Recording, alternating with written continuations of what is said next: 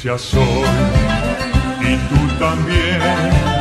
En el bautismo renacimos a una vida singular y a confirmar hoy nuestra fe. Muy buenos días, amables hermanos, oyentes y amigos de su programa Palabras del Pastor, que se transmite por su emisora Radio Piragua, la emisora diocesana de Sucre. Les habla su amigo, obispo y pastor, Monseñor José Clavijo Méndez, obispo de Sincelejo. Sean todos bienvenidos a su programa. Siendo hoy 13 de junio del año 2018, miércoles de la 10ª semana del tiempo ordinario, fiesta de San Antonio de Padua, nos dirigimos al Señor orando con las palabras del Salmo 93. Se trata de un salmo de realeza en que se canta al Señor como Rey, textos que nacieron en las fiestas populares en las que se celebraba la soberanía del Señor en la ciudad de Jerusalén, con mucha alegría, acompañadas de procesiones. Resulta difícil precisar con exactitud cuándo surgieron estos salmos. El Salmo 93 habla de la casa que recuerda el templo de Jerusalén. Durante varios siglos, el templo estuvo vinculado con la monarquía, desde la época de Salomón hasta el exilio de Babilonia. Sin embargo, en este salmo no se habla del rey de Judá, lo que pone de manifiesto la existencia de una tensión. Si este salmo surgió en tiempos de la monarquía, ¿por qué afirmar que el Señor es rey? Esta cuestión nos lleva a descubrir en el Antiguo Testamento la presencia de un grupo de personas relacionado en muchas ocasiones con los profetas que nunca aceptó de modo pacífico la figura de un rey en lugar de Dios como único rey, que como tal ha existido desde siempre. Esto es lo que podemos ver leyendo el pasaje del primer libro de Samuel en el capítulo 8, los versículos del 4 al 7. También leemos en el capítulo 44 de Isaías expresiones en este mismo sentido.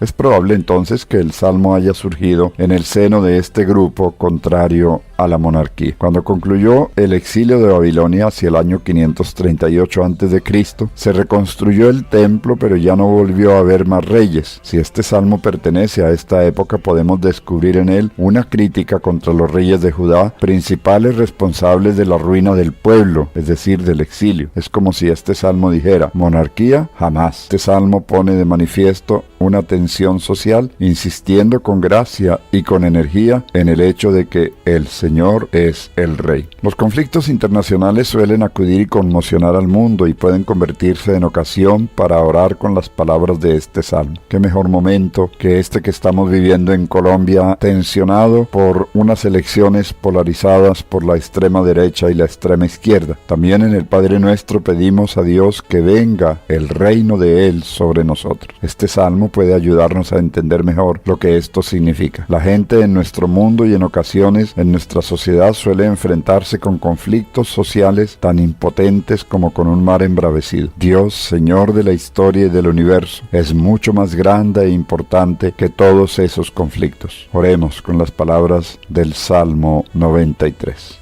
El Señor es Rey, vestido de majestad. El Señor vestido y ceñido de poder. El mundo está firme y nunca vacilará.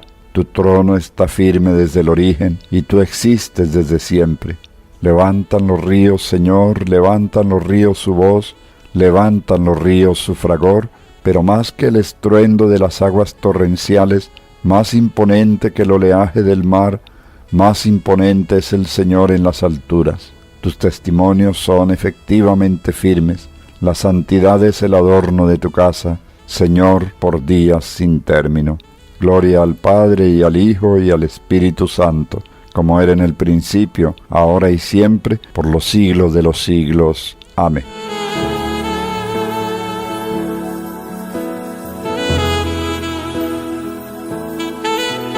Habiendo analizado aquellos elementos constitutivos de nuestro interior como la libertad y la conciencia, el catecismo aborda ahora el tema de las virtudes y la vida feliz, volviendo precisamente a los planteamientos iniciales. La vida en Cristo responde a la inquietud y a la esperanza que hay en el hombre de encontrar sentido a la vida mediante la felicidad. Y efectivamente, el seguir a Cristo, el configurarse con Cristo, el actuar, pensar y vivir como Cristo, siendo Cristo el modelo del hombre perfecto, nos traería a nosotros la felicidad tanto a nivel individual como familiar y social. Es a partir de estos postulados que el catecismo nos traza el camino, nos ayuda a entenderlo para encontrar este camino de vida en Cristo. Vamos entonces a lo que son las virtudes. Esta expresión, las virtudes, aunque sigue teniendo vigencia, ha sido como ahogada por una ética basada en los valores. Habría que distinguir entonces para tratar de comparar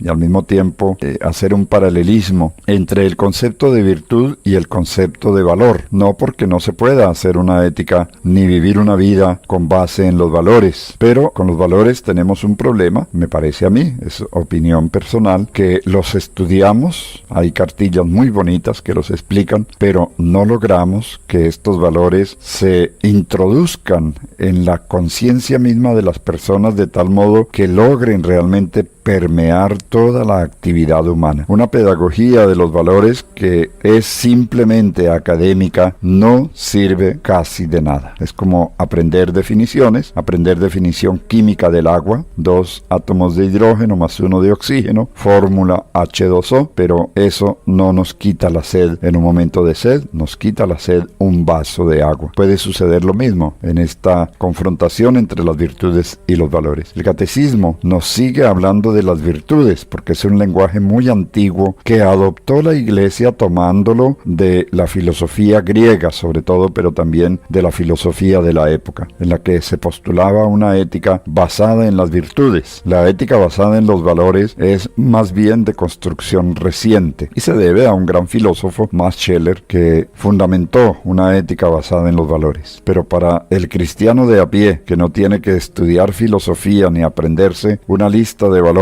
lo que realmente funciona son las virtudes. Los filósofos antiguos de Grecia llegaron a clasificar las virtudes basados en diversas categorías, por ejemplo, las virtudes humanas, las virtudes intelectuales, las virtudes morales, etcétera, etcétera. Pero, ¿qué es la virtud? ¿Y por qué el catecismo prefiere seguir hablándonos de la virtud y de las virtudes? Abriendo el catecismo, nos encontramos con la pregunta número 299. ¿Qué se entiende por virtud? Responde el catecismo. Una virtud es una actitud interior, una disposición estable positiva, una pasión puesta al servicio del bien. Esta última frase es muy importante. La virtud es una pasión que se entrena para servir al bien. No tenemos aquí la problemática de tener que aprender en una cartilla las pasiones, porque las pasiones las tenemos dentro de nosotros, tal como habíamos visto anteriormente. El problema es que las pasiones nos pueden servir para el mal o nos pueden servir para el bien. Y ciertamente no se puede construir una ética ni una moral sobre pasiones que nos sirven para el mal, porque sería más bien una antiética. Pero sí, cuando las pasiones son encausadas de modo que se pongan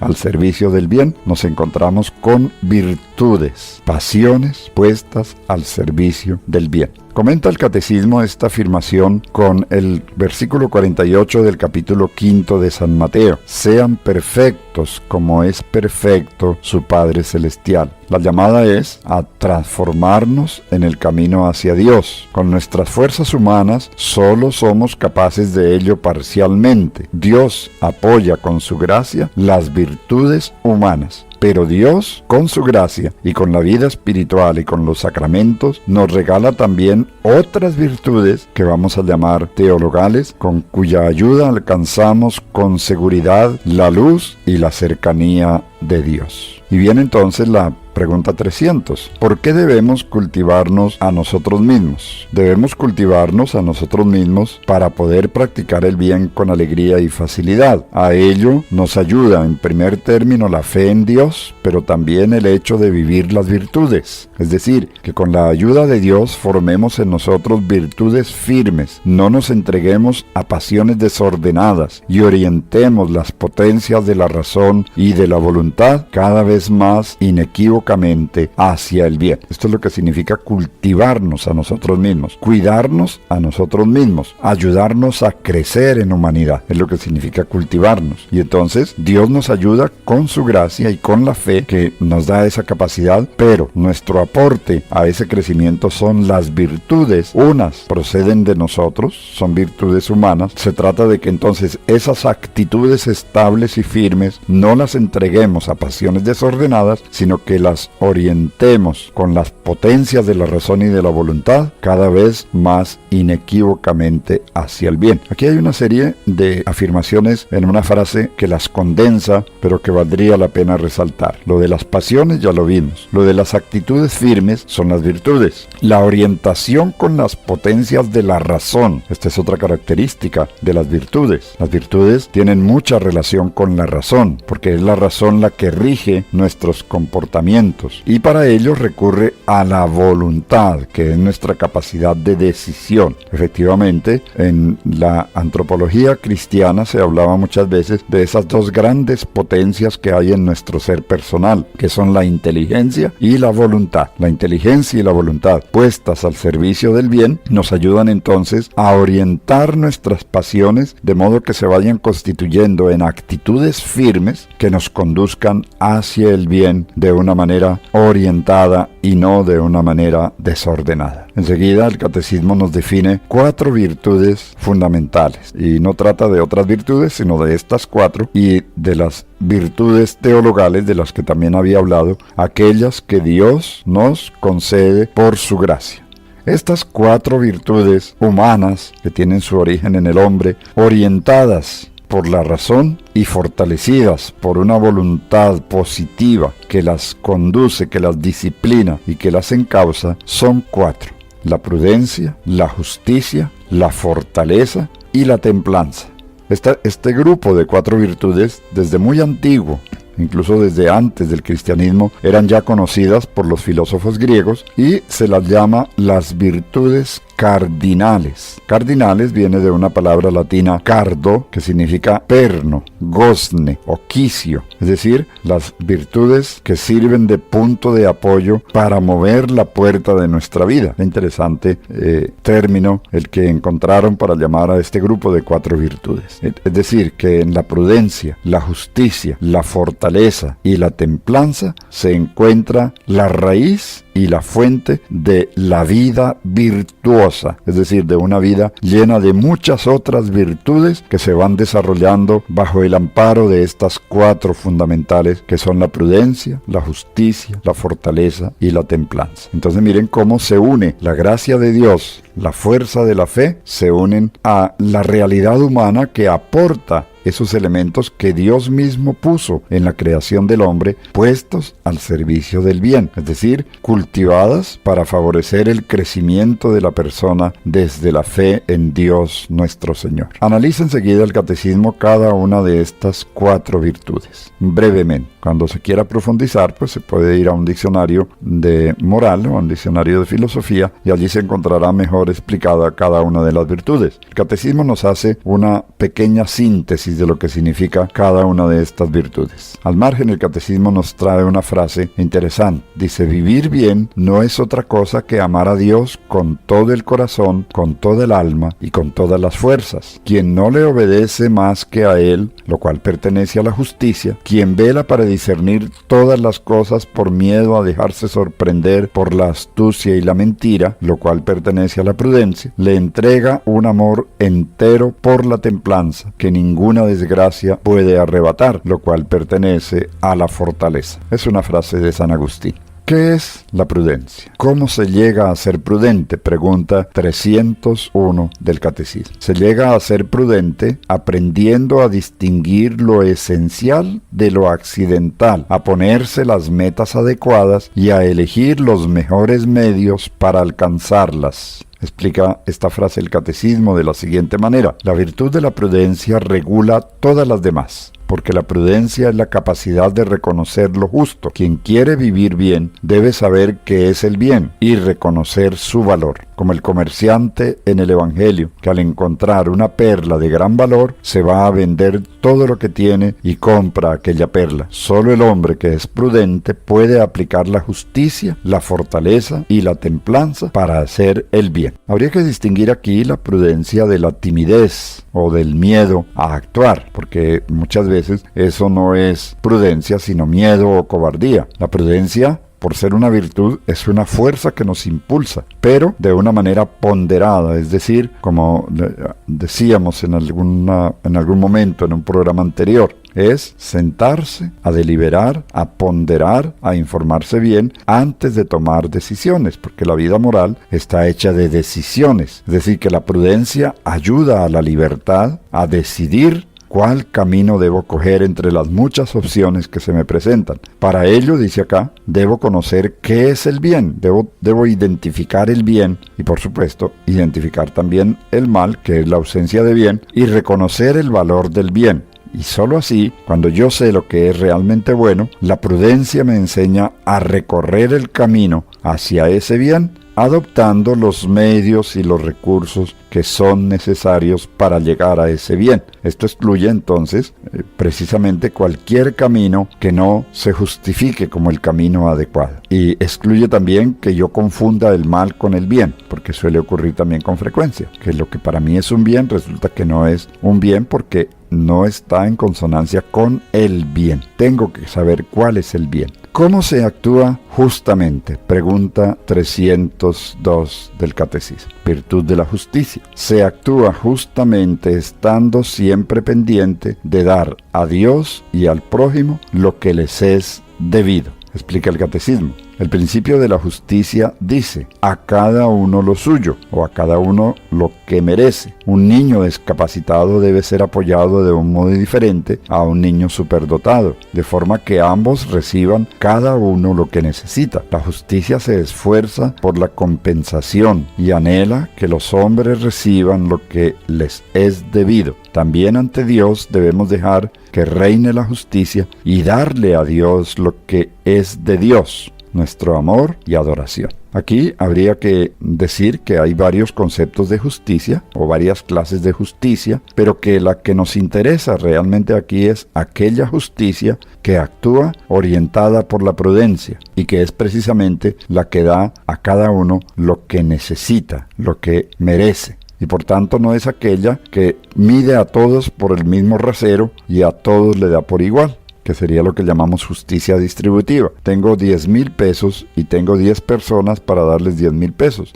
Pues a cada una le tocan 1,000 pesos. Eso sería la justicia distributiva. Pero aquí la justicia orientada por la prudencia es, no, a este que es más pobre o a este que necesita, tengo que darle 4,000, aunque a otro no le dé sino 500 pesos. Porque tiene más recursos, porque tiene más posibilidades, porque tiene menos necesidades. Es una justicia personalizada. También existe la llamada justicia vindicativa, que es la que se usa generalmente en la ley salvaje que reza el que la hace la paga y el que me la hace me la paga, que es una justicia más bien de tipo vindicativo, es decir, una justicia que mira únicamente a la venganza y que ya en el Antiguo Testamento fue en cierto modo suprimida por la ley del talión, porque la venganza normalmente dice, si me mató uno, le mató dos. Si me quité uno, le quito dos. Esta es la justicia vindicativa. La ley del talión dice no, si te quitaron uno, quítale uno. ¿Por qué? Porque busca una cierta proporcionalidad entre la acción de justicia y el acto de injusticia cometido. Sin embargo, la justicia orientada por la prudencia, que es la mejor de todas en este sentido, da a cada uno lo que realmente necesita. Y a esto es que entonces está orientada nuestra capacidad moral. Y también tiene en cuenta a Dios, porque es justicia hacia el prójimo, es justicia hacia la creación, es justicia hacia mí mismo. También hay una justicia que yo dirijo hacia mí mismo, lo que yo me merezco, y justicia hacia Dios. Entonces, en este sentido se universaliza la justicia y tiene en cuenta al menos estos 4 aspectos de la cosmovisión, es decir, del mundo en que me muevo, en que tengo que tener en cuenta al otro, a mí mismo, a Dios y a la creación. Y por eso esta justicia realmente es una justicia integral, completa. Habría que decir muchas otras cosas sobre la justicia, por supuesto, habría que desarrollar más el tema, pero con estos elementos tenemos ya suficiente para poder continuar adelante. Pasa ahora el catecismo en la pregunta 303 a la fortaleza. ¿Quién es fuerte? ¿Qué significa ser fuerte? ¿Qué es la fortaleza? El que es fuerte, dice, aboga continuamente por el bien que ha conocido, incluso cuando en un caso extremo deba sacrificar hasta la propia vida. Es decir, que la fortaleza se fija en el valor del bien y entonces la propia vida se pone al servicio del bien en sí mismo. Y esa es la fortaleza, no es tan complicado de entenderlo. Entonces es todo lo contrario de la cobardía, que aunque yo sé qué es lo correcto, aunque yo sé qué es lo que hay que hacer, me lleno de miedo porque me están amenazando o porque temo perder imagen o por cualquier otro motivo y resulto excluyendo el bien de mis acciones y obrando mal para salvar mi pellejo. Ahí no hay fortaleza, ahí hay cobardía. El hombre fuerte, el hombre que tiene fortaleza, sabe que el valor del bien es mucho más importante incluso que la propia vida, porque la vida misma está al servicio del bien. Y finalmente la pregunta 304 se refiere a la virtud de la templanza. Dice, la templanza es una virtud porque modera la atracción de los placeres y procura el equilibrio en el uso de los bienes creados. Aquí tendríamos que hablar de algunos vicios, como por ejemplo la gula o como por ejemplo la avaricia, que nos ayudarían a comprender en qué consiste realmente la templanza. Entonces la gula consiste en hacer un valor absoluto del placer de la comida. Y entonces solamente soy feliz si hay comida. La templanza me dice, no, el comer, la comida sirve a un bien que se llama la salud y la vida. Y por tanto yo no debo comer de tal forma que atente contra mi salud porque estoy atentando contra mi vida. Entonces modero mi deseo de comer, mi placer de comer y como sano, porque pienso que más importante que comer sabroso es comer sano, porque esto va en bien de mi propia vida, de mi propia salud y en el fondo también de la vida y la felicidad de las personas que comparten conmigo la vida. Lo mismo puede suceder con la bebida, lo mismo sucede con la pasión de la ira. Porque si yo tengo templanza, modero la pasión de la ira, la freno, porque la ira me puede llevar a una determinada acción de la que me puedo arrepentir cuando ya no hay nada que hacer para volverme atrás. Entonces, la templanza me ayuda a frenar la ira. O lo mismo sucede con la avaricia, el deseo de tener y tener y tener y acumular dinero, solo por la satisfacción de tener dinero. O como dice el Evangelio, la vida no está asegurada en la abundancia de los bienes. Pensar que el tener muchos bienes o el tener mucho dinero me va a dar la felicidad, pues me conduce más bien a ser un desgraciado o a volverme un avaro, que temo gastar un peso teniendo millones, porque de pronto me quedo pobre. Entonces, la templanza que me dice, el dinero es un bien, pero no es un absoluto. El dinero tiene una función social, de modo que si yo tengo y otro no tiene, yo tengo que decirle a mi dinero, con la virtud de la templanza, te voy a repartir, voy a dar a los pobres, porque tú no estás hecho para darme satisfacción a mí únicamente, sino para que otros que no tienen la oportunidad que yo tengo puedan gozar de una mayor tranquilidad. Por eso también aquí el catecismo parte de una definición negativa, porque se entiende más el contraste con el concepto negativo que la misma definición de lo que es la templanza. El que es intemperante, es decir, el que no tiene templanza, se abandona al dominio de sus impulsos,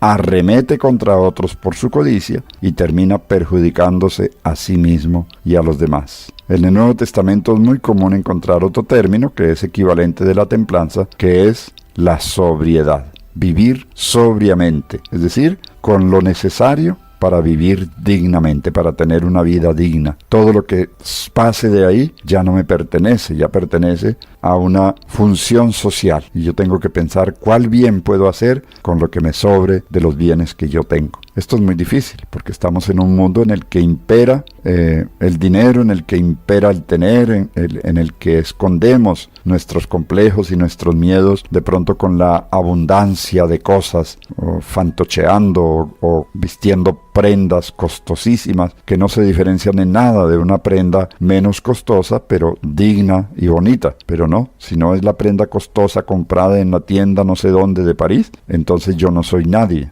Fíjense cómo entonces ya comienza el catecismo a llevarnos hacia la vida práctica. El tema de las otras virtudes, las virtudes conocidas como teologales, las vamos a dejar para el programa que viene.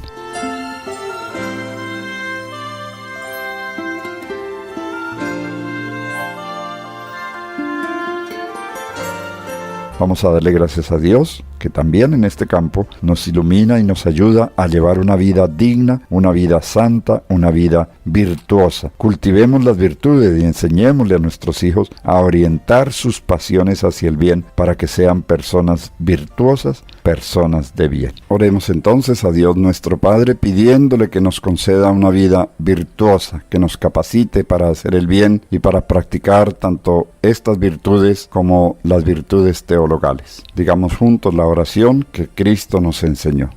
Padre nuestro que estás en el cielo, santificado sea tu nombre, venga a nosotros tu reino, hágase tu voluntad en la tierra como en el cielo. Danos hoy nuestro pan de cada día, perdona nuestras ofensas, como también nosotros perdonamos a los que nos ofenden, no nos dejes caer en la tentación, y líbranos del mal. Amén. Oremos. Dios Todopoderoso y Eterno, tú que has dado a tu pueblo en la persona de San Antonio de Padua un predicador insigne y un intercesor poderoso, concédenos seguir fielmente los principios de la vida cristiana para que merezcamos tenerte como protector en todas las adversidades. Por nuestro Señor Jesucristo, tu Hijo, que vive y reina contigo en unidad del Espíritu Santo, y es Dios por los siglos de los siglos. Amén. Mis hermanos, el Señor les bendiga, les conceda cultivar los valores y las virtudes, entrenarse en las virtudes que nos conducen al valor fundamental de la vida y del bien. Dios los bendiga, les ayude en este día, guíe su camino, les permita también hacer el bien a los demás. En el nombre del Padre, y del Hijo, y del Espíritu Santo. Amén.